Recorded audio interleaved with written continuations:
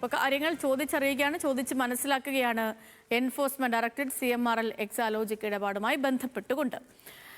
ഇനി മറ്റൊരു കാര്യത്തിലേക്ക് പോയാൽ, നമ്മളിപ്പം സജീവമായിട്ട് സംസാരിച്ചു കൊണ്ടിരിക്കുന്ന ഒരു വിഷയം തന്നെയാണ് പത്തനംതിട്ട ചിറ്റാറിലെ സന്ദീപിന്റെ മരണം. ഈ മരണത്തിൽ ക്രൂരമായ മർദ്ദനത്തെ തുടർന്നാണ് സന്ദീപിന് ജീവൻ നഷ്ടപ്പെട്ടതെന്നാണ് പോസ്റ്റ്മോർട്ടം റിപ്പോർട്ടിൽ പറയുന്നത്.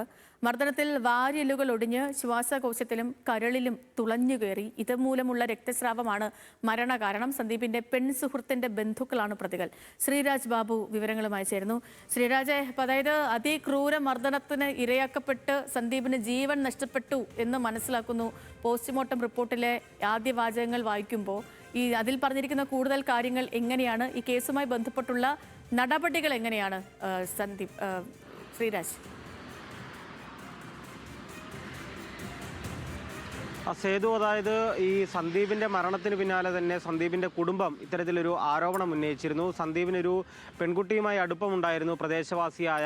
ആ പെൺകുട്ടിയുടെ വീട്ടുകാരാണ് ഇത്തരത്തിൽ സന്ദീപിനെ മർദ്ദിച്ചതെന്നും അത് കൊലപാതകത്തിലേക്ക് നയിച്ചു എന്നുമായിരുന്നു കുടുംബത്തിന്റെ ആരോപണം. അതിനു പിന്നാലെ തന്നെ ഈ പ്രതികളാണ് എന്ന് കുടുംബം ആരോപിച്ച ആളുകളെ പോലീസ് കസ്റ്റഡിയിലെടുക്കുകയും ചെയ്തിരുന്നു. ചെങ്ങറ ഭാഗത്തു നിന്നാണ് ഇവരെ കസ്റ്റഡിയിലെടുത്തത്. കസ്റ്റഡിയിലെടുക്കുന്ന ഘട്ടത്തിൽ ഇവരുടെ വാഹനത്തിൽ നിന്നും ആയുധങ്ങളും തോക്കും ഉൾപ്പെടെ കണ്ടെത്തിയിരുന്നു. അങ്ങനെ ഇവരെ കസ്റ്റഡിയിലെടുത്ത് ചോദ്യം ചെയ്തു വരുന്നതിനിടെയാണ് ഈ പോസ്റ്റ്മോർട്ടത്തിന്റെ പ്രാഥമിക വിവരങ്ങളും ആദ്യഘട്ടത്തിൽ പുറത്തു വന്നത്. അതായത് ക്രൂരമായ മർദ്ദനത്തിനൊടുവിൽ വാരിയെല്ലുകൾ ഒടിഞ്ഞ് ശ്വാസകോശത്തിലും കരളിലും കയറി.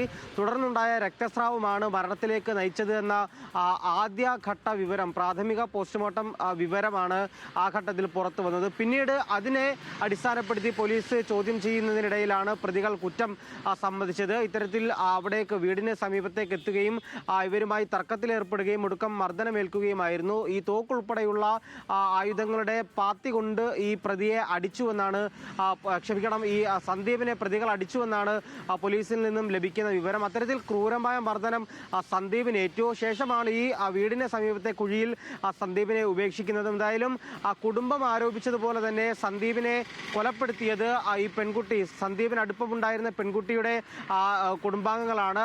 പെൺകുട്ടിയുടെ അച്ഛനും അതുപോലെ സുഹൃത്തും ആണ് നിലവിൽ ഈ കേസിൽ പ്രതി ചേർക്കപ്പെട്ടിട്ടുള്ളത്.